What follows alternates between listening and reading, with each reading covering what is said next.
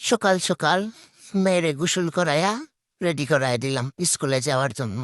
ঘর তোর দেখেন কি রকম অবস্থা হইয়া রয়েছে, এরকম আলুমেলু হইয়া রয়েছে। দেখেন আমি কিন্তু আবার আপনারা দেখে আবার ভাইবেন না যে আমি মনে হয় এরকমই থাকতে পারি। আসলে না, আমি কিন্তু এরকম অবস্থায় থাকি না, আমি কিন্তু পরিষ্কার।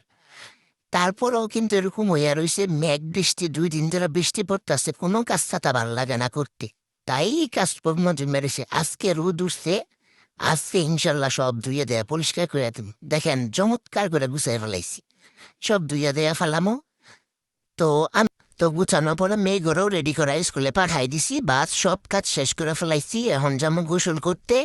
এখন গোসল করবো, এই তো গোসল করতে গেলাম, গোসল করে বললাম, নামাজ পড়লাম, খাইতে বসলাম। এখন আজকে রান্না করছি ডালের জোড়া, শুটকি দিয়া, বেগুন দিয়া, আলু দিয়া, কালিজিরার ভর্তা, চিংড়ি মাছ, এই দিয়ে খাওয়া দাওয়া করলাম। আমার মেয়ের আজকে আবার বৃহস্পতিবার, তাড়াতাড়ি চলে আসবো।